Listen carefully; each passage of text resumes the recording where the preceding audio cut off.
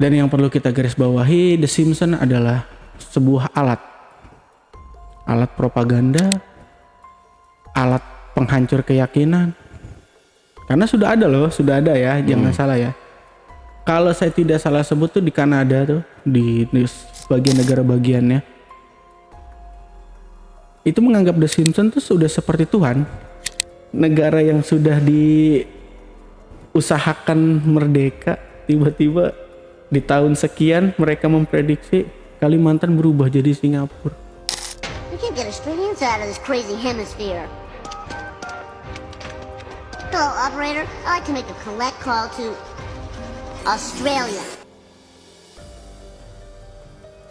Kenapa bisa seperti itu? Kenapa bisa sampai seperti itu? Prediksi mereka kenapa bisa tepat? Karena ada dalang di dalamnya. Tapi sekali lagi, jangan pernah terhanyut oleh yang namanya konspirasi. Karena semakin dalam kita mencerna, belum tentu nalar kita tuh sanggup menerima kenyataannya.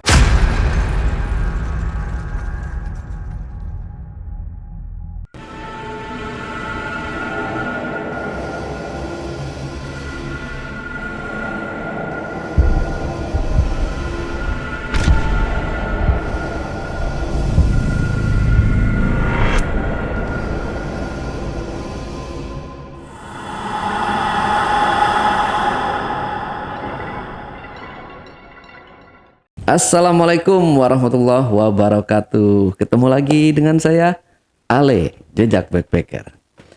Dalam obrolan misteri Jejak Backpacker kali ini, kembali saya menghadirkan seorang narasumber yang mungkin teman-teman juga sudah menunggu siapa narasumbernya ini. Langsung aja kita sapa narasumbernya. Assalamualaikum Bang Denny. Siap Bang Ale. Akhirnya sekian lama ya. Kita Bang Denny ini memang jadwalnya lama ya Bang ya. Jadi iya lumayan sibuk.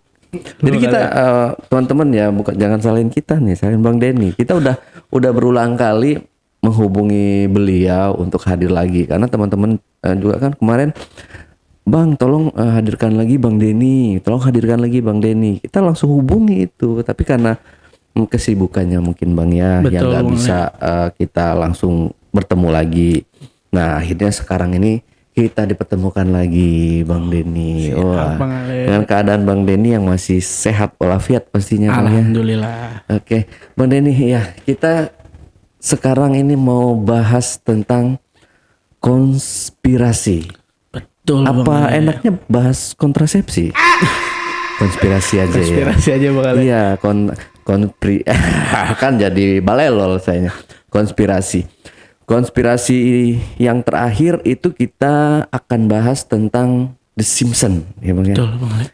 Nah, ini yang lebih menarik lagi yang pastinya teman-teman tunggu nih. The Simpsons ini karena kan seperti teman-teman tahu nih yang suka atau yang tertarik dengan teori konspirasi, ini banyak sekali The Simpsons ini entah sengaja, entah bener atau gimana itu kita nggak ada yang tahu karena setiap cerita dari The Simpsons ini kok ada di yang sama kemudian hari yang sama persis gitu.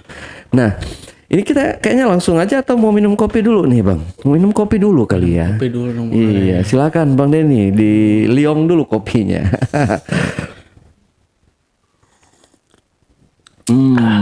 Biar mantap nih Bang. Nah, bicara tentang The Simpsons Bang ya. Itu kan banyak banget yang seperti yang saya bilang tadi ya. Betul, secara kebetulan atau tidak nggak ada yang tahu nih. Menurut persepsi dari Bang Denny sendiri itu seperti apa nih teori konspirasi dari The Simpsons ini Bang? The Simpsons dan teori konspirasi. Kalau kita ngomongin terlahirnya The Simpsons tuh sebenarnya nggak ada konspirasinya Bang Ale. Oke. Itu hanya animasi yang cukup meledak dan hebat di masanya. Rilis pertama kali 17 Desember 1989. Tapi yang harus digarisbawahi, yang membuat orang banyak tertarik, kenapa banyak yang sinkron dengan kehidupan nyata di beberapa tahun kemudian. Itu kan yang bikin banyak pertanyaan. Betul.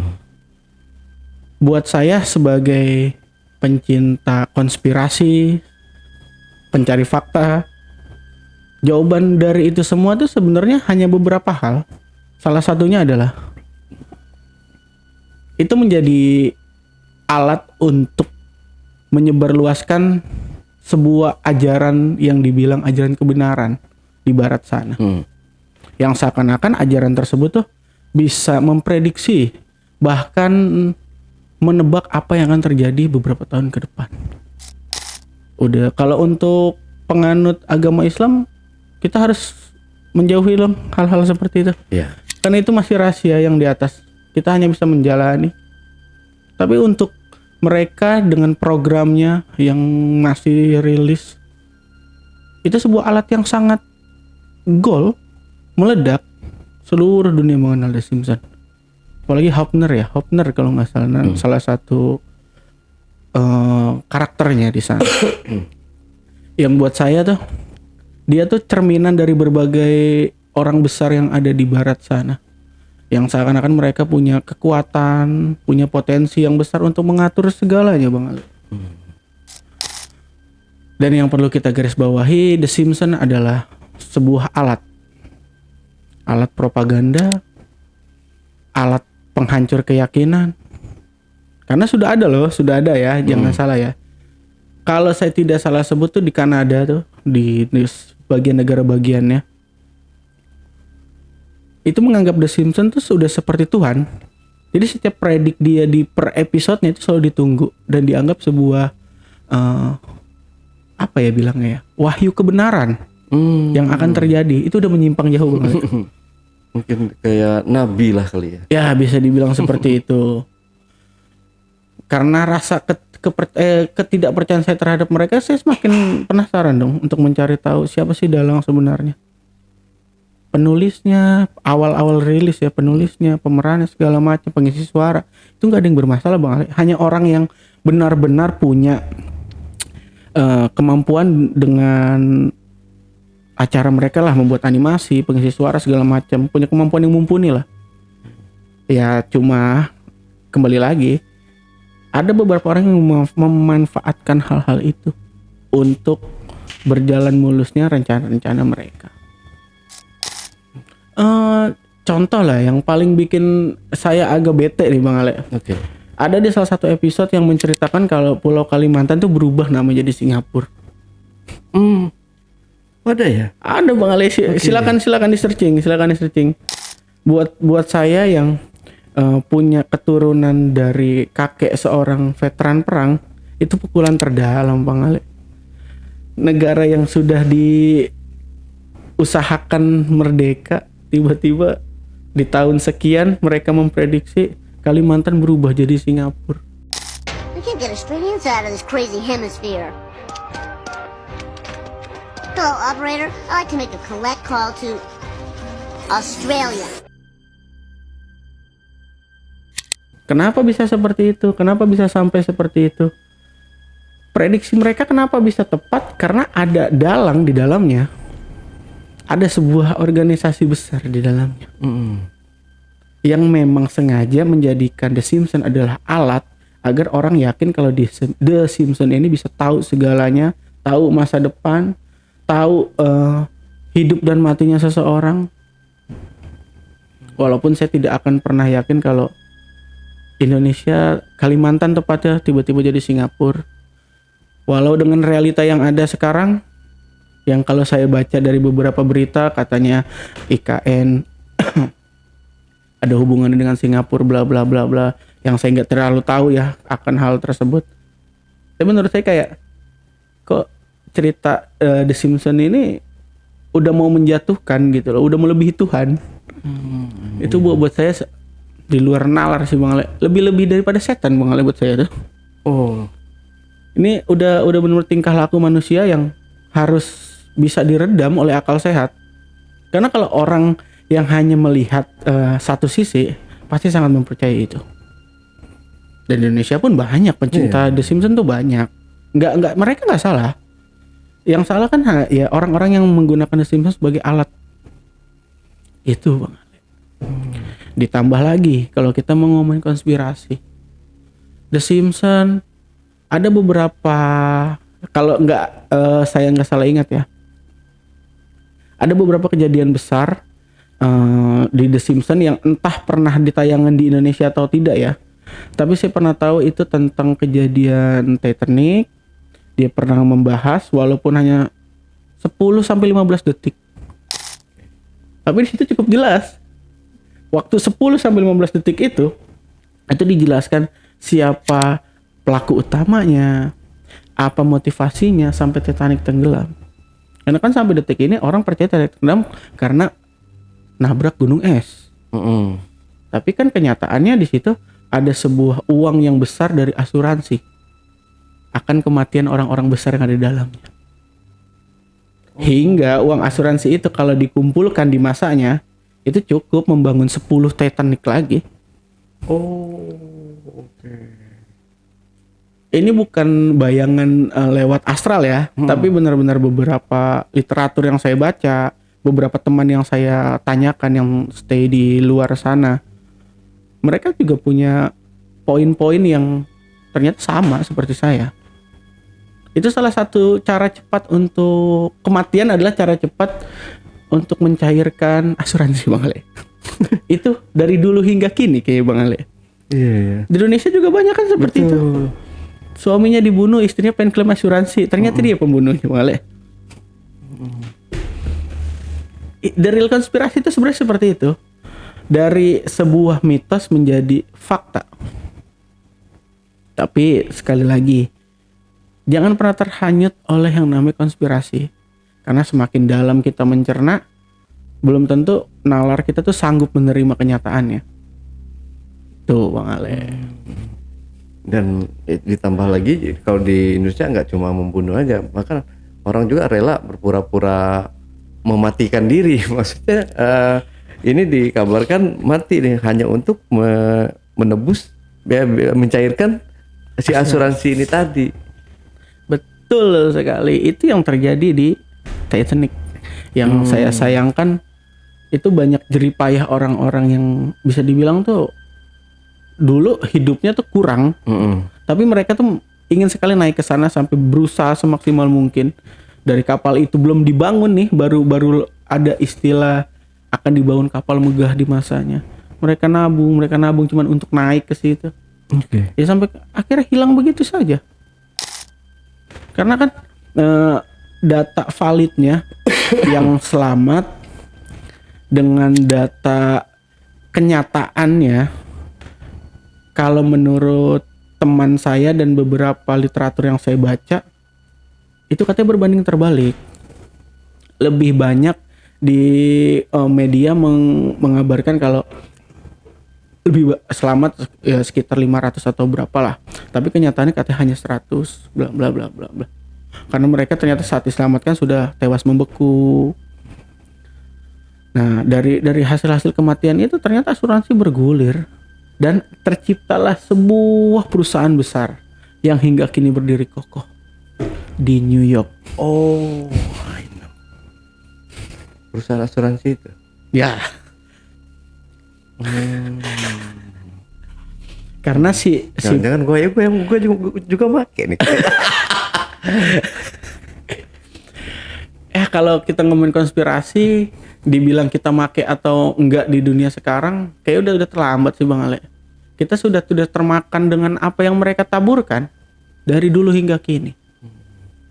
Yang saya bisa bilang ya cuma era kerajaan Nusantara zaman dahulu yang menolak itu semua. Kenapa banyak pertentangan di kerajaan-kerajaan kita zaman dulu? Banyak tempat-tempat yang ditutup oleh kerajaan-kerajaan kita zaman dulu dari bangsa-bangsa asing. Ya karena bangsa asing sudah mengetahui apa yang seharusnya tidak diketahui oleh bangsa luar. Tapi mereka sudah tahu. Salah satunya Gunung Padang, Bang Ale. Oke. Nah, ini Cianjur. menarik nih Cianjur. Gunung Padang ini. Yang kita waktu itu pernah ke sana juga kan. Jadi saya sempat penasaran juga nih dengan konspirasi Gunung Padang ini yang katanya melebihi tuanya itu dari Gunung Piramid. Gitu. Piramid Giza. Oke. Nah ini gimana tuh kalau menurut dari Bang Denny sendiri? Kalau saya pribadi Bang Ale, ini di luar dari literatur ya, di luar dari literatur, tapi dari kemampuan saya melihat masa lalu. Itu ada satu zaman dengan Sundalen Bang Ale. Sundalain? Iya. Sundalain di Itu dulu tuh Sumatera, Jawa, Kalimantan kita bersatu jadi sebuah pulau besar. Oke. Yang akhirnya tenggelam karena sebuah keadaan alam yang mengharuskan itu semua terjadi. Dan titik yang tertinggal salah satunya itu Sundalen. Sundalen menyisakan banyak apa ya bilangnya, banyak peninggalan lah. Tapi yang paling jelas terlihat Gunung Padang dan Piramid Toba. Piramid Toba. Ya, di Toba sana ada. Batuannya sama, bentuknya 11-12, penggunaannya pun sama. Kalau saya pribadi mengibaratkan, ini ibarat dari pribadi saya ya, bukan dari literatur apapun.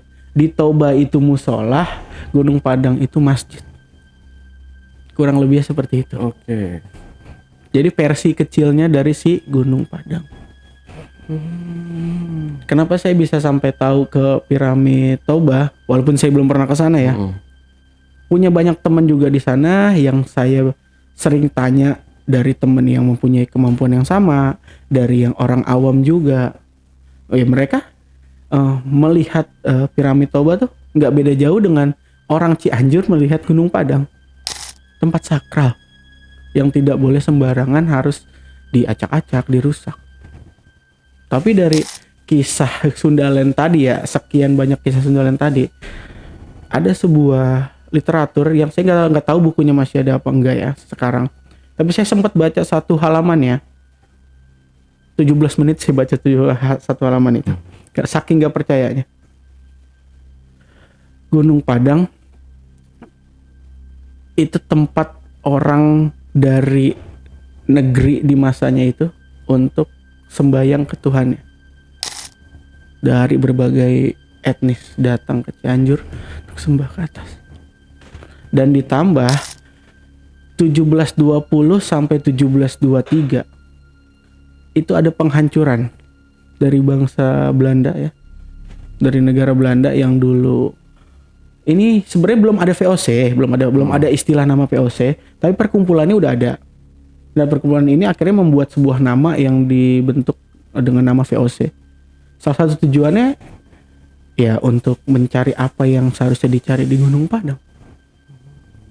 Apa sih yang dicari di Gunung Padang? Dan kenapa mereka menghancurkan? Karena mereka tahu sesuatu yang orang Nusantara kini tidak tahu. Dan ditutup. Kalau saja kita tahu akan semua yang ada di Gunung Padang, fungsi, terus juga dibangun dengan apa, gak ada tuh klinik-kliniknya Bang Ale. Pure teknologi masa lalu yang tertinggal dan tak terungkap hingga kini. Mungkin orang sekarang berpikir bangsa primitif dulu membangun ini begini-begini dibantu alien. It's so fucking Bang Ale. Apa itu alien? Gue tuh nggak, orang yang sangat tidak apa ya, gue bilang itu gue tidak percaya makhluk yang disebut alien. Tapi gue selalu yakin memang ada sebuah makhluk yang diciptakan, memang adanya di luar sana, memang ada di luar sana. Dan itu tidak bisa berkomunikasi ke kita atau kita berkomunikasi ke dia. Kalau penilaian saya pribadi seperti itu. Karena kalau sampai berkomunikasi dan ada manusia yang sadar di luar sana seperti apa dan yang di sana tahu kita seperti apa, kayaknya sekarang orang jalan kaki nggak ada Bang Ale. Seharusnya nggak ada. Film Star Wars nggak ada orang jalan kaki kan Bang Ale? Iya. Always terbang. Seperti itu. Itu yang masih jadi pertanyaan besar buat saya, karena tidak pernah ada sebuah buku literatur apapun yang menceritakan apa yang dicari dan kenapa dihancurkan. Batu-batu orang kalau ke Gunung Padang pertama kali pasti melihatnya batu berserakan Bang Ale. Tapi kalau Bang Ale ke sana di malam hari, lewat jam 12 malam, Bang Ale tuh bakal merasakan sebuah ketenangan dan sehatnya pikiran dari berbagai macam jenis hal-hal yang mengganggu kita selama kita ada di bawah. Itu bisa dibuktikan. Silakan Anda datang ke sana malam ya. Dan jangan pernah berpikir melihat hantu ini, hantu itu. Nothing. Bahkan yang pernah saya buktikan adalah ada seorang, entah orangnya masih hidup atau tidak, dia pengurus Gunung Padang. Dia pernah menceritakan energi apapun yang kamu bawa dari tempatmu naik ke Gunung Padang, turun semua, hancur semua. Jadi itu saya buktikan benar. Benar terjadi. Walaupun banyak part-part yang tidak bisa diceritakan secara detail. Karena yang saya bilang tadi, kita belum sanggup untuk membuka itu. Kurang lebihnya begitu. Nah, ini kan Gunung Padang ini sampai sekarang pun dari arkeolog luar negeri maupun yang mana aja ini belum bisa memecahkan tentang Gunung Padang ini ya Bang ya. Apakah nanti kalau misalkan dari misalkan terpecahkan di kemudian hari, apakah Gunung Padang ini akan mengubah sejarah dunia? Saya bisa bilang iya. Dan saya yakini 100% bisa merubah semuanya. Merubah perspektif yang paling saya benci ya sampai sekarang, evolusi manusia dari monyet ke manusia. Okay. Apalagi buat kita yang orang Muslim, kita nggak pernah percaya kan kalau Nabi Adam itu seorang monyet, nggak percaya. Saya sih nggak percaya banget. Betul. Itu nah, yang ini menarik lagi nih konspirasi yang ini nih Bang. Dari dulu saya juga berpikiran kita awalnya ini adalah seekor monyet nih awalnya dan berkamuflase kemudian berubah dan terakhir menjadi manusia yang sempurna gitu kan kalau menurut teorinya konspirasinya. Tapi kenyataan kita yang Muslim nih, kita percaya loh Nabi Adam itu diciptakan oleh Allah pertama kali ke dunia dalam bentuk dan wujud seorang manusia. Loh kok bisa ada konspirasi yang seperti ini nih? Kalau pertanyaan Bang Ale itu jawaban saya cuma satu. Dari dulu tuh setan udah ada Bang Ale. Oke. Yang selalu mengkelabui kita sebagai manusia. Selalu menjebak kita dengan berbagai kemampuan dan tipu muslihatnya. Kalau Bang Ele cari tahu lah tentang konspirasi giant manusia raksasa. Ada Bang. Nyata hidup nyata. Karena Nabi juga berukuran besar kan pada saat itu. 40 hasta Bang. Kalau buat kelepak 5 manusia secara langsung pas Bang. 40 hasta loh. Tapi sayangnya itu semua coba dipudarkan, coba diruntuhkan kepercayaan kita itu ya oleh setan-setan yang sudah berwujud manusia ini. Atau manusia yang bersekutu dengan setan juga untuk mengkelabui kita sih intinya. Makanya saya selalu bilang di setiap podcast saya selalu bilang jaga iman, jaga kewarasan. Sekali tenggelam bangkit itu sulit. Selalu yakini diri kita, selalu yakini akan kepercayaan diri kita masing-masing. Walau saya sebagai Muslim pengennya, kalau egoisnya saya ya pengennya semua orang Muslim pengennya saya, cuma kita nggak bisa kan seperti itu sekarang. Paling saya hanya bisa memberikan wawasan sedikit buat ke yang non Muslim. Kalau ini yang saya tahu, ini yang saya pelajari. Tanggapan mereka ABCD ya terserah. Kita hidup berdemokrasi, apapun bisa kita ucapkan, bisa kita dengar, tergantung perspektif diri masing-masing. Tuh Bang Ali. Terlalu banyak konspirasi Bang Ali kalau buat saya tuh. Sampai kadang kalau pengen cerita tentang konspirasi atau lihat-lihat di sosial media tentang konspirasi, kayak ini loh, kayak lu ceritain yang setan buat seakan-akan nyata. Contoh, ada sebuah negara, aduh saya lupa lagi nama negaranya. Konspirasinya tuh dia dihancurkan di era Perang Dunia I, yang konon kabarnya dia mempunyai teknologi yang sudah di luar dari manusia sekarang lah. Mereka sudah punya mobil berkendara dengan satu ban dan orang di tengah bannya. kereta yang tanpa listrik. Walaupun penjabaran ilmiahnya tuh ada ternyata. Kita bisa hidup tanpa listrik, bisa. Mengandalkan ke energi alam untuk menghasilkan listrik tuh bisa. Tapi kan tidak bisa kita wujudkan, Bang Ale. Ada hukumnya. Kembali lagi tuh, kita jadi manusia yang terjebak dengan hukum atau batasan yang dibuat oleh manusia sendiri. Itu kenyataannya, Bang Ale. Terus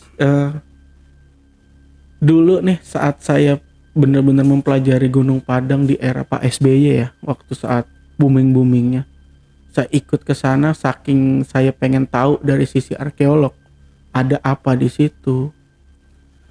Adalah pembuktian kalau ada sebuah ruangan di situ, ruangan kosong berdimensi kubus di dalam Gunung Padang.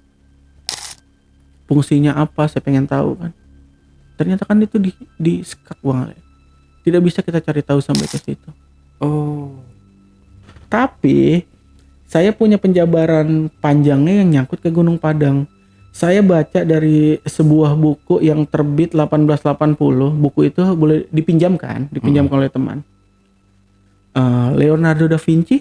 Oke, I know. Pelukis Mona Lisa, lukisan jamuan terakhir. Oke.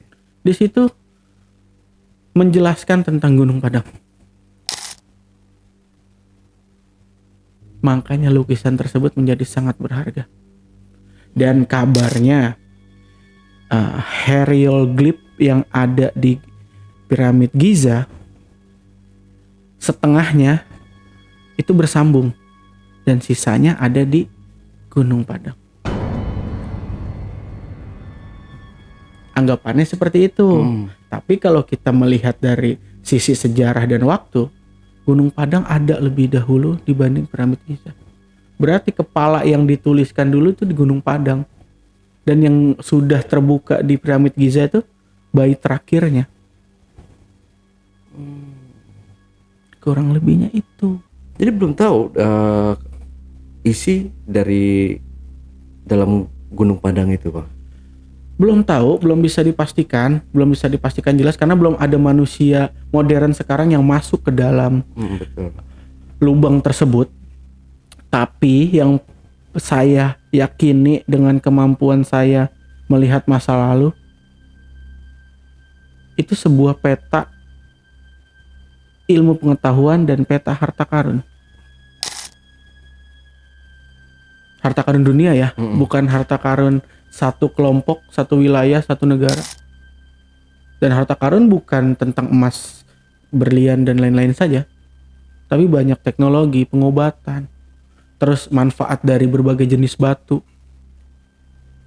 Karena di Gunung Padang kalau kalian datang malam di atas jam 12, kalian ke teras 5 menghadap ke langit, saya berani jamin 100% kalian akan merasakan rileks dari ujung rambut sampai ujung kaki. Apa yang menyebabkan itu? Ya pancaran energi dari batuan yang ada di dalam. Karena di Gunung Padang tuh ada sebuah batuan yang namanya dorpal, yang sudah dipastikan itu dorpal ya.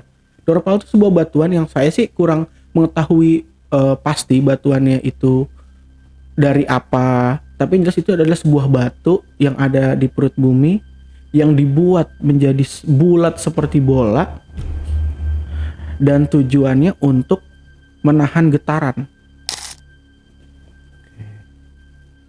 Kenapa saya bisa bilang menahan getaran? Kan saya tadi ngomong ya, peninggalan Sundaland adalah salah satunya Gunung Padang. Kenapa Gunung Padang gak ikut hilang saat kejadian banjir besar di masa lalu yang menenggelamkan Sundaland? Salah satunya yang pertama kuasa Tuhan, yang kedua ya karena ada dorpal itu yang menahan getaran. Itu sudah diyakini oleh beberapa arkeolog besar. Bahkan ada arkeolog dari luar tuh yang meyakini kalau Nusantara adalah pusat peradaban dunia. Yang sebelumnya pusat peradaban dunia tuh orang barat sana meyakini adalah Sumeria, Anunnaki.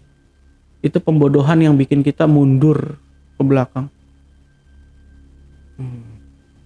Kalau buat saya ya, ini buat saya, ini penilaian saya. Ya kalau saya percaya tentang Anunnaki, tentang bangsa dewa yang disembah, kita dibuat oleh persilangan antara mereka dengan kera dan bla bla bla bla bla. Enggak sih. Saya enggak otak saya enggak bisa sampai ke situ Bang Ale. Saya lebih make sense tuh dengan Nabi Adam diturunkan ke bawah. Nabi Adam mempunyai pasangan hingga beranak pinak dan menjadi kita yang sekarang.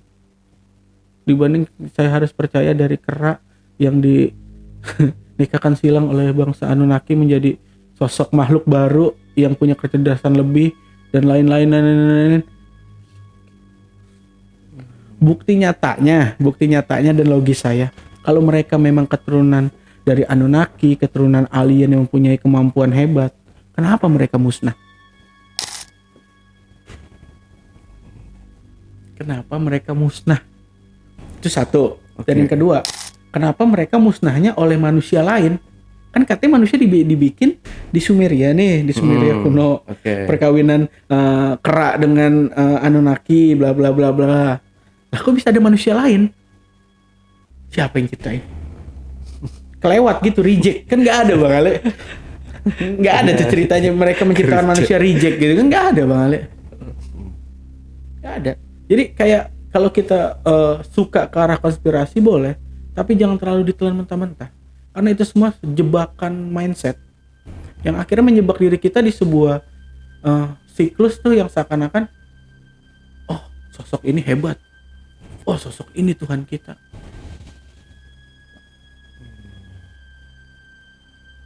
Selemah itu kita sebenarnya. Makanya kalau bahas konspirasi, saya suka bahas konspirasi, seru, menurut saya seru karena pasti ada jejak sejarah di situ. Tapi terlepas dengan orang modern sekarang yang menganggap konspirasi itu udah kayak lelucon. Kalau nggak semua konspirasi itu lelucon loh. Gitu Bang Ale. Oke. Berarti kalau kita melihat dari Gunung Padang, piramid Pizza atau contoh kayak Candi Borobudur lah gitu. Berarti kan peradaban zaman dulu itu kayaknya kalau kita lihat nih, mereka ini lebih modern kah waktu zaman dulu atau sekarang nih Bang, kalau dari pandangan Bang Denny sendiri? Karena kan mereka bisa membuat yang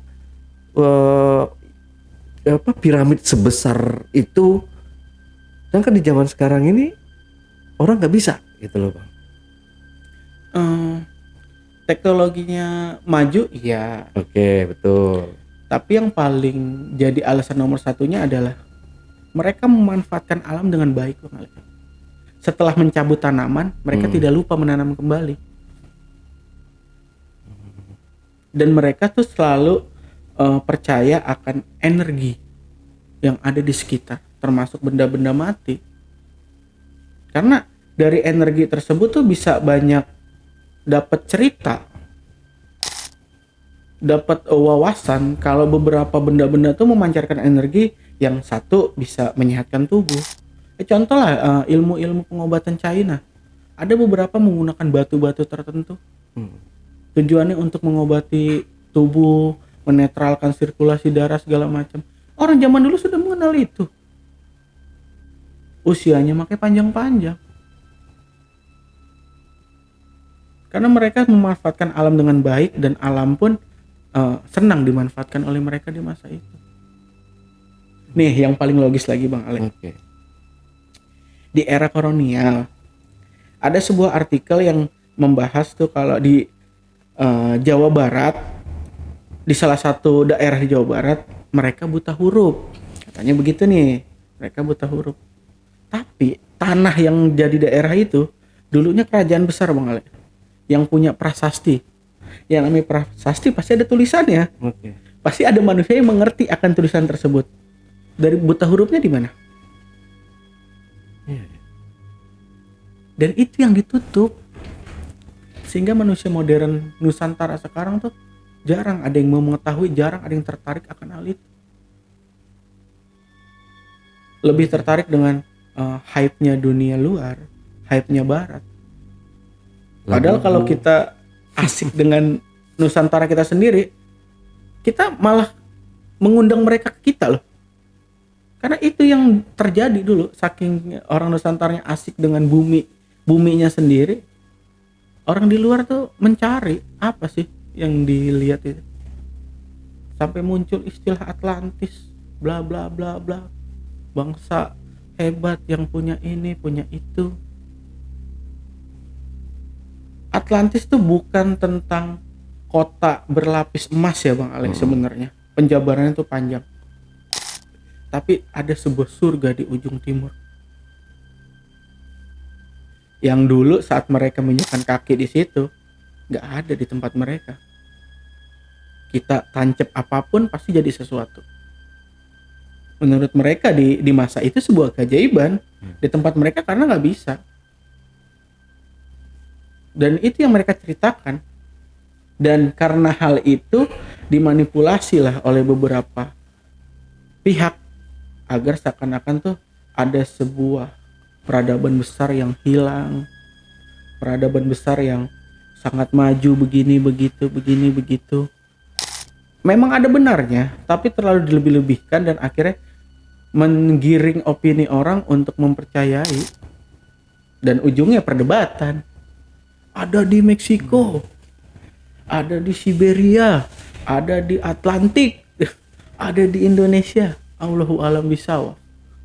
Tapi yang saya yakini pernah ada bangsa Yunani ke sini dan melihat surga di ujung timur yang tidak ada di negeri mereka.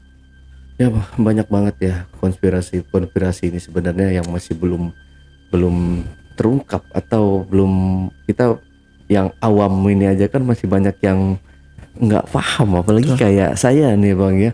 Oh apa kayak gini. Jadi kalau orang-orang awam nih kayaknya, oh ini bener nggak sih? Ya, jadi ya seperti Bang Denny bilang tadi, kita mudah terjebak karena udah ada mungkin di sebelumnya itu ada setan atau apa ya kayak gitu ya.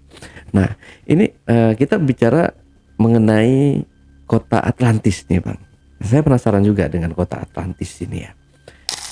Konon katanya kota Atlantis ini kan kota yang megah nih, kota yang paling maju pada era zaman dulu gitu. Menurut Bang Denny sendiri itu benarkah kayak gitu Bang? Kalau dari pandangan saya sebenarnya ceritanya tuh panjang Bang Ale. Okay. Atlantis itu sebenarnya keturunan dari bangsa Mu, atau orang modern sekarang menyebutnya Lemuria. Oke. Bangsa Lemuria yang katanya canggihnya luar biasa. Ya bisa dibilang Lemuria dengan Nusantara tuh bersinggungan langsung. Ya contoh teknologi yang bisa kita rasakan sekarang ya Gunung Padang. Dan kalau Atlantis dengan kecanggihannya, kalau dari penglihatan saya, itu sebuah ini loh Bang Ale. Misalnya nih kita tinggal 100 tahun yang lalu nih. Okay. Terus saya ngomong sama Bang Ale, Bang kita datang yuk ke daratan A. Kita datang ke sana. Saat di daratan A kita lihat banyak emas. Banyak emas yang benar-benar kasat mata, bisa kita ambil emasnya. Berserakan di mana-mana. Banyak pemandangan indah, hewan-hewan yang nggak ada di tempat kita nih. Dan itu di save sama Bang Ale, diceritakan terus sampai Bang Ale tulis, sampai Bang Ale menyebutkan atau memberikan sebuah nama akan daratan tersebut. Kurang lebihnya tuh Atlantis seperti itu. Karena di masa lalu yang tidak bisa ditutupi adalah di timur Indonesia emas kita masih dikeruk Bang Ale. Oke, betul. Dan di masa lalu emas kita berserakan. Karena di era masa lalu Nusantara, emas bukan sesuatu yang berharga buat kita Bang Ale. Nusantara tuh terkenal dengan spirit, keyakinan, dan teknologi membangun, bukan tentang perhiasan, harta. Dan yang paling hebatnya lagi nih, Atlantis. Kan perdebatannya banyak di mana-mana. Di sini ada, di sini ada, di sini ada. Saya cuma menyimpulkannya satu. Kalau cerita dari ratusan tahun yang lalu berdasarkan mulut ke mulut dan saksi matanya hanya 1 atau 2 orang, tercipta Atlantis baru juga itu bisa jadi. Karena Sundalen aja dulu tuh nggak ada yang percaya Bang Ale adanya Sundalen. Tapi setelah diadakan penelitian ke dasar laut, terbukti pernah ada sebuah daratan besar. Dan patahan yang paling terlihat adalah di Pulau Sumatera. Jelas ada sebuah patahan daratan. Sisi kanannya tenggelam, sisi kirinya muncul ke atas. Kurang lebihnya seperti itu. Nah, untuk keberadaannya sendiri di Atlantis ini di mana, Bang? Allahu alam bisawab ya Bang Ale. Saya tidak bisa memberikan titik poin yang pasti. Tapi yang jelas Atlantis itu dilihat oleh bangsa Yunani di Nusantara di masa lalu. Dengan begitu besar keindahannya. Jadi bukan sekedar indah karena mata. Dan ditambah lagi di sana teknologinya canggih. Bang Ale ingat gak kalau nonton film-film kolosal zaman kerajaan dulu deh? Yang namanya Hilang, yang namanya Terbang, itu tontonan kita kan? Iya. Karena orang masa lalu bisa seperti itu dengan kekuatan mereka atau ilmu kebatinan mereka dan memanfaatkan beberapa energi alam. Itu bukan isapan jempol, itu kenyataan. Kalau saja dulu orang Nusantara bersatu, nggak ada tuh istilahnya kita ratusan tahun di tangan Belanda. Itu udah terbang-terbang semua, dihajar-hajarin lewat terbang. Ya, karena kan dulu tuh pejuangnya banyak, pengkhianatnya juga lebih banyak, bahkan lebih banyak pengkhianatnya. Si A mau nyerang ke si B, udah ketahuan duluan seminggu sebelumnya. Betul. Itu titik-titik mula kehancuran kerajaan-kerajaan besar Nusantara yang seharusnya bisa jadi pedoman kita di masa modern sekarang.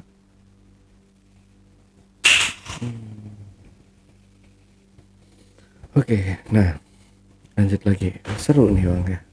Nggak ada habisnya kita kalau bicara kontrasepsi ini. Ya konspirasi ya Bang ya. Nah ini ada lagi konspirasi mengenai daerah di Bandung, kota Bandung. Kota Bandung ini yang katanya dulu itu kan sebuah lautan ya Bang. Iya, kalau saya nggak dasar lautan ya. dan danau purba. Betul, danau purba hampir samalah dengan Danau Toba ya. Ya kayak gitulah, hampir sama. Nah, ini benar kayak gitu adanya atau ini hanya konspirasi aja nih? Ini bukan konspirasi Bang Le, itu sudah banyak pembuktiannya. Oke. Pembuktian secara arkeolog, terus juga dengan berbagai macam ilmu dan berbagai macam penemuan makhluk-makhluk yang seharusnya ada di dasar laut, tapi mereka menempel di batu-batu yang sekarang jadi daratan. Itu bisa di searching kok. Sudah banyak, tapi sayangnya peminatnya kurang Bang Ale. Karena dulu tuh kenapa bisa seperti itu, kemungkinan ada gempa besar yang mengangkat dasar laut ke atas. Yang sekarang nih lagi gembar-gembur megatrust Bang Ale. Apa sih efek dari megatrust? Ya salah satunya menenggelamkan daratan dan menimbulkan yang di dasar ke atas. Karena ini siklus ratusan tahun yang pasti terjadi. Oh, megatrust ini. Bisa dibilang seperti itu. Itu siklus ratusan tahun yang pasti terjadi. Dan ini seperti yang udah terbaru terjadi ini kayak di Kabupaten Bandung itu. Kita apakah itu termasuk dari tanda-tanda adanya datangnya megatrust itu Bang?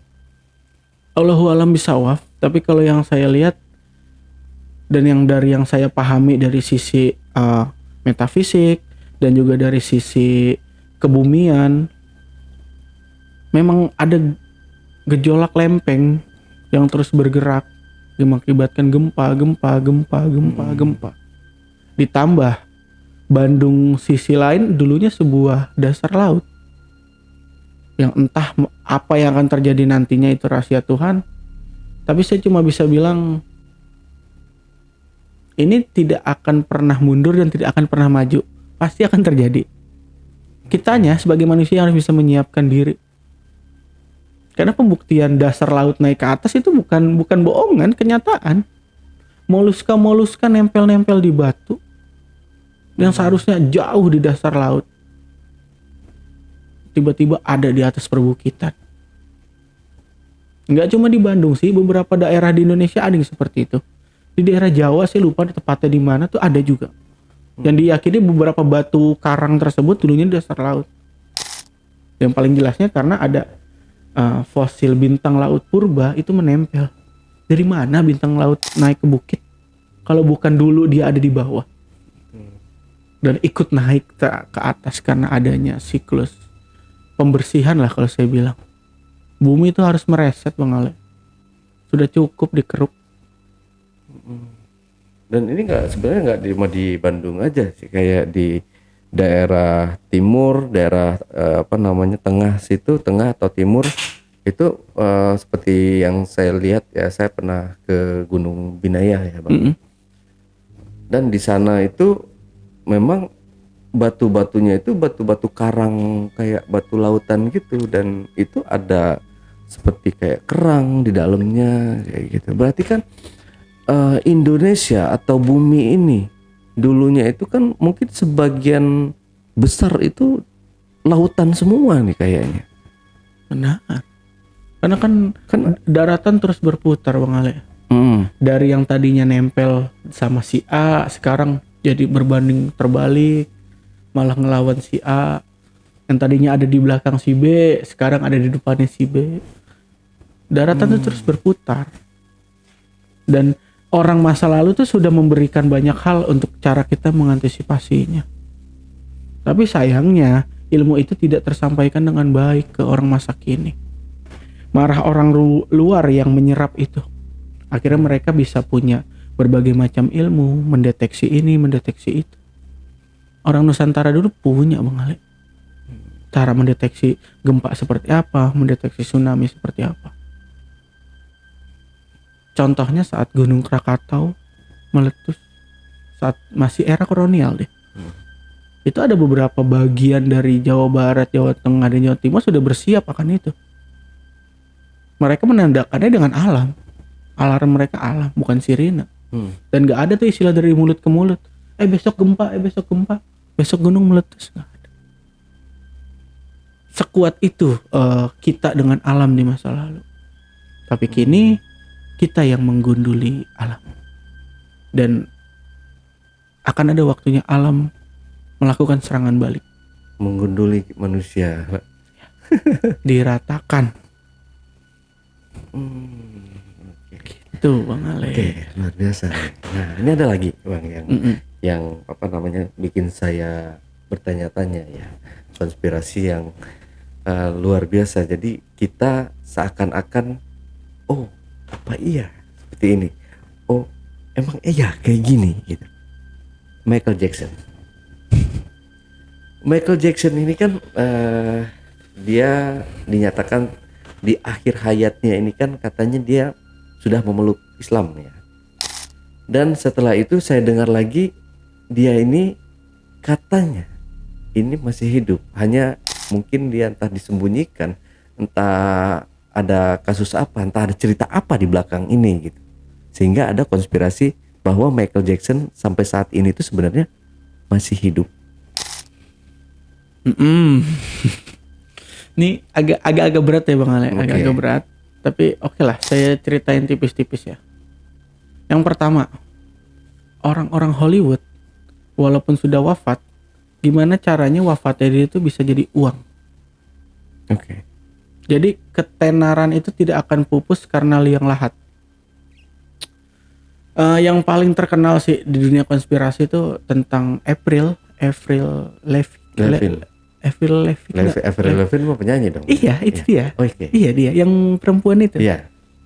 Kan dikabarkan dia sudah tewas karena overdosis. Tapi tiba-tiba beberapa bulan kemudian dia manggung di Ohio, Amerika Serikat. Dan dari situ ada beberapa pihak yang coba menelusuri. Hasilnya adalah jadi Bang Ali pernah dengar gak istilah kita tuh di bumi punya 7 kembaran? Pernah. Itu yang dimanfaatkan oleh orang-orang di barat sana dengan April, dengan Avril atau April lah, itulah.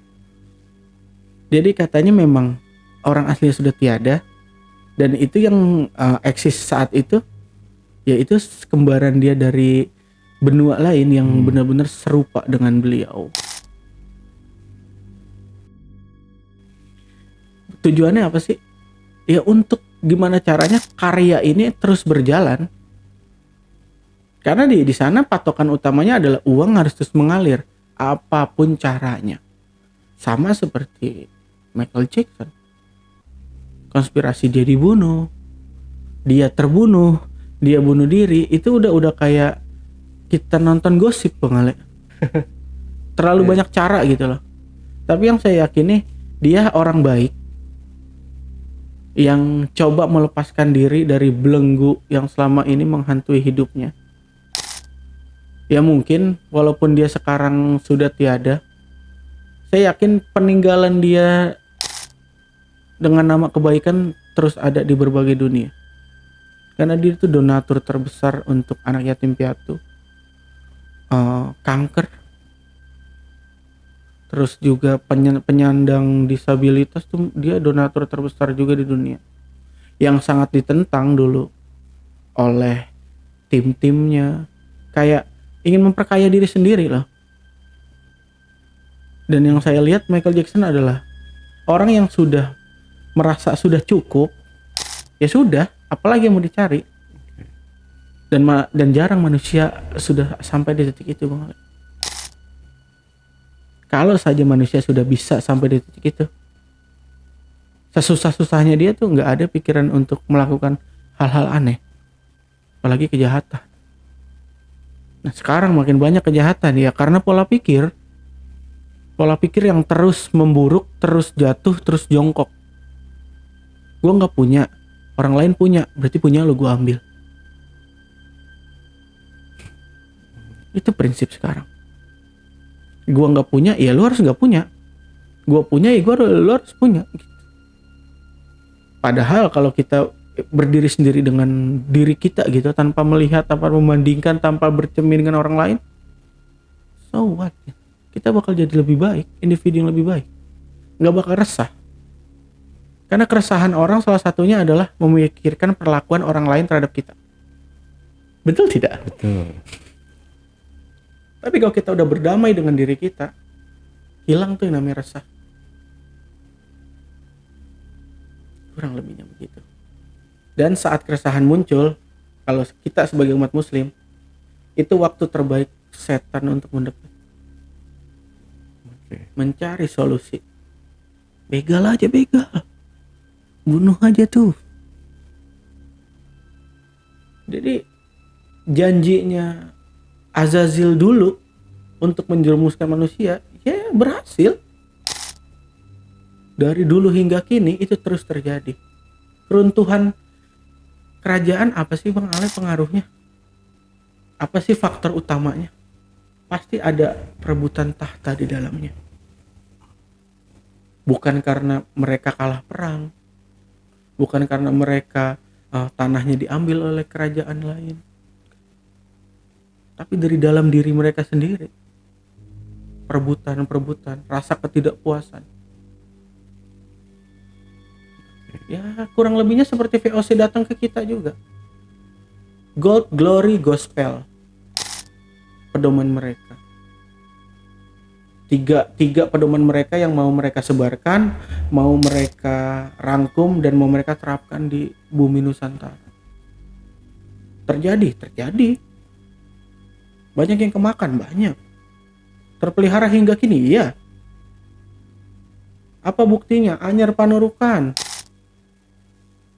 Orang dibilang kerja rodi nggak dibayar, bangkitin tuh Dendles, suruh ngomong, dibayar sama itu orang. Walaupun di buku kita bacanya dia orang yang sadis ya, tapi perlu diingat ya, dia punya panti asuhan loh dulu, dan diisi oleh anak-anak Indonesia. Ini bukan maksud membela Dendles atau memperbaiki nama dia ya, tapi itu kenyataan loh. Tapi sayangnya dihilangkan. Kita nggak boleh tahu, pokoknya taunya lu jahat aja. Rodi dibayar Bang Ale. Dari atas turun ke bawah, ke bawah, ke bawah, ke bawah, ke bawah, habis. Sunat terus, dipotong terus. Sama seperti era kita sekarang nih. Berarti kematiannya ini belum terpecahkan Bang sampai sekarang ya. Kalau buat saya pribadi soal Michael Jackson, saya cuma bisa bilang Allahu alam ya. Kalau pribadi saya meyakini dia sudah wafat. Karena dia tergolong orang yang banyak mengkonsumsi obat bahan kimia untuk pigmen kulitnya. Iya. Dan dia juga punya kelainan jantung. Karena perubahan kulit dari gelapnya Hitam ke dia putih. ke putih. Yang putihnya bener-bener putih loh Bang Ale. Putih dia bukan sekedar putih ya, bener-bener putih. Kalau saya sih yakinnya itu. Tapi kalau Bang Ale nanya, industri dia jalan apa enggak? Jalan sampai sekarang. Masih terus memproduksi. Dari memproduksi obat, dari memproduksi kendaraan, dari memproduksi asuransi, dari memproduksi yang namanya saham-saham, masih berjalan. Orangnya udah wafat. Padahal apa-apa harus pakai tanda tangan dong. Iya. Tapi masih jalan. Nah, Itu dia. tanda Ajaib. tanya besar. Tanda tanya besar. Hanya orang barat sana yang mampu menjelaskan secara detailnya. Kita yang melihat, kalau kita terjebak, kita bakal jadi yang sangat-sangat paling bodoh. Udah dibohongin lagi Bang Ale. 2 kali dibohonginnya. Kurang lebihnya gitu. Cair asuransinya ya. Asuransi seorang Michael Jackson itu ya kita nggak tahu. Mungkin kalau dibanding dengan asuransi saya cuma seujung upilnya mungkin Bang ya. Jauh banget. Jadi mungkin bisa menutupi 7 turunan. Bisa lah. Karena dia kan memang artis penyanyi yang paling produktif di masanya. Yang memang penghasilannya ya luar biasa. Ya bayangin aja Dufan ada di halamannya. Dufan ya dibawa ke halamannya. Dibikin di halamannya. Saking dia cinta dengan anak-anaknya. Hingga anak-anaknya pun jadi konspirasi. Itu anak dia atau bukan. Karena ada beberapa pembahasan dari beberapa dokter juga. Kalau orang punya pigmen kulit hitam, pasti anaknya akan ikut pigmen kulit ayahnya. Ya, Tapi anak dia ada beberapa yang pure seperti orang bangsa Aryan lah. Bule-bule sekarang lah. Putih, bermata biru, rambut pirang. Tapi itu tidak pernah dia perdebatkan. Karena dia selalu berpikir, anak kecil ya tetap anak kecil. Yang harus butuh waktu dan butuh perhatian orang dewasa. Terus kan ada juga konspirasi dia kalau dia seorang pedofil, penyuka anak kecil, bla bla bla bla bla bla. Sejatinya itu adalah sebuah berita yang menjatuhkan dia, tapi dari jatuhnya dia lewat berita itu menghasilkan sebuah uang yang akhirnya masuk ke kantong dia lagi. Itu hebatnya public figure. Saat lu jadi public figure lu menghasilkan, saat lu jadi public enemy lu menghasilkan juga. Ya contohnya kematian dia lah. Dari dia gantung diri, dia dibunuh, terus dia meninggal karena sakit. Kayak udah males aja gitu dengernya. Ini orang mati mulu perasaan. Gitu. Ada beberapa teman yang ngomong kayak gitu. Ya kalau buat saya Hollywood adalah industri besar yang benar-benar mempertahankan sebuah popularitas, ketenaran. Karena dari popularitas itu uang pasti tidak akan pernah berhenti. Apalagi dengan era gadget sekarang. Dengan era AI sekarang. Yang katanya mah nanti perang udah gak pakai orang, robot. Belum aja ntar robotnya nyerang balik ke Star Wars. Melawan ciptaan. Iya. Ya Pasti kalau kita kan kita ada kerajaan juga kan, kerajaan kayak kalau misalkan ada perang kayak perang robot itu, kita bisa mengandalkan para pahlawan di kota Saranjana mungkin yang lebih canggih lagi. Benar itu Bang Ale. Benar. Benar. Benar kan? Benar. Di sana ada Burj Khalifa katanya kan. Iya. Iya, ada Burj Khalifa. Bahkan mobil terbang segala macam sudah ada di Saranjana ini. Saranjana apa Teranjana saya enggak. Saranjana ya? Saranjana Bang Ale. Cuma ejaannya seiring berjalannya waktu tuh terus berubah.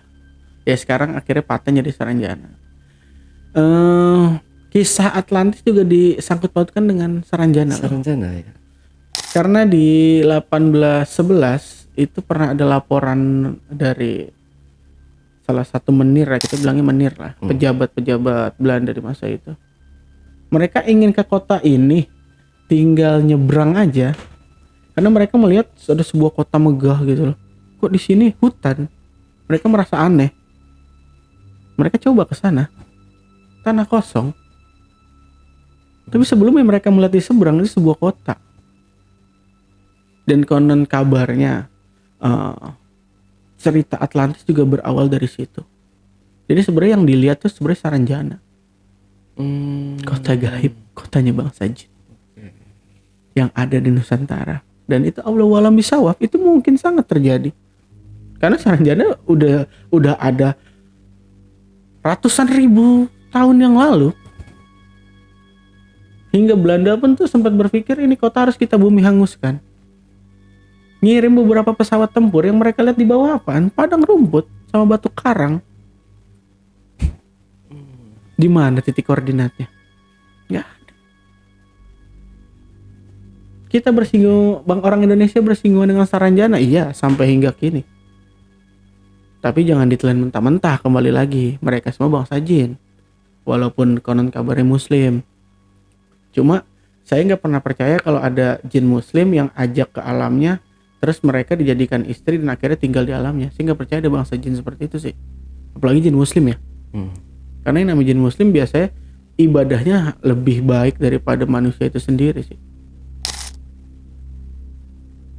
Jadi ya apapun yang ada di Saranjana sana masih jadi misteri hingga kini. Tapi keberadaannya kalau Bang Ale tanya ke saya, ada Bang Ale. Megah. Kalau dibilang mobil terbang, berarti itu bukan hanya isapan jempol aja. Bukan Bang Ale, bukan. Karena orang Six Sense pun melihat ke sana itu seperti itu. Ya mobil terbang, orang-orang sudah tidak berjalan dengan kakinya lagi, tapi dengan sebuah alat yang ada stangnya ini mirip skuter, tapi itu udah terbang. Tadi saya bilang ada Burj Khalifa di sana udah ada duluan Bang Ale. Dengan mengkrilap lampu-lampunya. Dan untuk bisa mencapai ke sana hanya orang-orang yang tertentu, dan diundang. Jadi bukan yang orang ujuk-ujuk datang gue mau ke Saranjana. Udah kayak mau ke Bandung. Gue mau ke Bandung nyampe kan. Ini gue mau ke Saranjana sampai budek ya gak bakal nyampe Bang Ale. Gak bakal nyampe. Emang orang-orang terpilih yang tujuannya adalah untuk melakukan beberapa hal sebenarnya. Halnya saya nggak bisa saya sebutin di sini ya. Tapi jelas ada beberapa hal yang harus dilakukan oleh manusia yang diundang ke Saranjana. Jadi mereka tuh udah punya tugas, nanti ada imbalan. Karena pernah ada juga tuh pengiriman alat-alat berat. Oh iya, itu saya pernah baca juga. Ini kota-kota gaib kita kan banyak Bang Ale. Kalau kita ngomongin dari segi astral ya, mau yang serem ya ada Alas Roban. Alas Roban kalau siang hutan, kalau malam rumah setan. Saya cuma bilang rumah setan. Tapi kalau ditelisik lagi ke dalam, itu adalah hutan yang paling aman sembunyi pahlawan-pahlawan kita di masa lalu. Orang Belanda takut loh itu Bang Ale. Karena mereka melihat sosok diri mereka sendiri. Jadi jin menyerupai mereka per individu. Dan akhirnya mereka saling menembak satu sama lain. Dan pejuang-pejuang kita dulu ngumpet di atas pohon, di bawah-bawah rerumputan, di alang-alang, cuma melihat dengan terheran-heran. Kurang lebihnya begitu. Oke, Bang Denny, menarik banget ya kalau kita bicara tentang konspirasi ini tadi ya. Nah, kita balik lagi ke The Simpsons nih, Bang. Sebenarnya di balik The Simpsons ini siapa dalang sebenarnya nih, Bang? Aktor lah. Sebuah perkumpulan, Bang Ali. Oke. Perkumpulan besar orang-orang kaya, tak tersentuh oleh hukum, agama, norma. Ya mereka punya prinsip dan metode mereka sendiri, beserta junjungannya sendiri. Karena The Simpsons adalah salah satu dari sekian juta alat mereka untuk menghancurkan sebuah bangsa. Ya contoh yang kita lihat Pulau Kalimantan jadi tulisan Singapura, pasti orang Indonesia langsung benci sama Singapura. Yeah. Memicu sebuah pertikaian. Makanya kita nggak bisa menelan mentah-mentah kalau soal The Simpsons tuh terlalu panjang, terlalu lebar. Intinya kita harus mawas diri, pegang teguh keimanan, jangan gampang mendengar berita, percaya, eksekusi. Itu bahaya banget. Kita udah terjebak. Aktor di belakangnya tuh tidak bisa tersentuh. Belum bisa, bukan tidak bisa ya. Belum bisa tersentuh. Apalagi oleh orang-orang seperti kita. Karena presiden di negaranya saja nggak mau berurusan dengan mereka. Udah manut aja. Tunduk aja. Sekelas presiden ya. Perdana Menteri ya. Gue bilang A ya harus jadi A. Gue serang B. Kerugian segini nggak peduli. Kenapa saya bilang kerugian akibat menyerang mereka nggak peduli? Bisnis perang, bisnis paling menguntungkan. Uang 1.000 bisa jadi 100 miliar itu lewat perang. Coba buktikan kalau tidak percaya. Contohnya lagi, kenapa perang bisa menguntungkan? Amerika punya senjata canggih-canggih, betul kan? Tapi di Afghanistan ada sebuah desa, itu perakit senjata, yang modalnya jauh di bawah $1, dan sangat mematikan untuk tentara-tentara yang pakaiannya sudah elit, yang punya cap pasukan elit. Rakitan tapi rapi. Berarti dari situ kita belajar ternyata bisnis perang tuh murah, hanya promosinya aja nih yang lebih digencarkan. Bahannya murah, makanya orang kalau perang tuh seru banget pasti. Ada pihak yang seru nonton dan seru jualan. Gitu. Oke, Bang Denny, luar biasa, keren banget ini ya. Kita kalau bicara konspirasi ini nggak ada habis-habisnya teman-teman. Tapi ini karena waktu juga yang udah kita harus berpisah. Berpisah. Oke, mungkin terakhir Bang Denny ada yang mau disampaikan lagi nggak kira-kira? Silakan. Buat penonton Jejak Backpacker sih masih sama, tetap jadi orang waras, jangan pernah bercermin pada manusia lain, tetap berdiri di kaki sendiri, kejar apa yang menurut lu tidak mampu dikejar, karena itu adalah bagian dari cerita hidup kita yang tidak bisa kita ulang. Oke, terima kasih Bang Denny. Oke, Jejak itu tadi obrolan misteri Jejak Backpacker bersama narasumber kita Bang Denny. Jangan lupa untuk selalu support channel YouTube Jejak Backpacker dan channel YouTube Ale Jejak Backpacker. Buat teman-teman juga yang punya pengalaman menarik dan ingin bercerita langsung di studio Jejak Backpacker, teman-teman dapat menghubungi admin melalui nomor WhatsApp di 0852 1234 5683 atau di 0858 47683. Wassalamualaikum warahmatullahi wabarakatuh. Oke, Bang Denny, terima kasih Bang Denny buat waktunya. Silakan diminum lagi Bang Denny kopinya.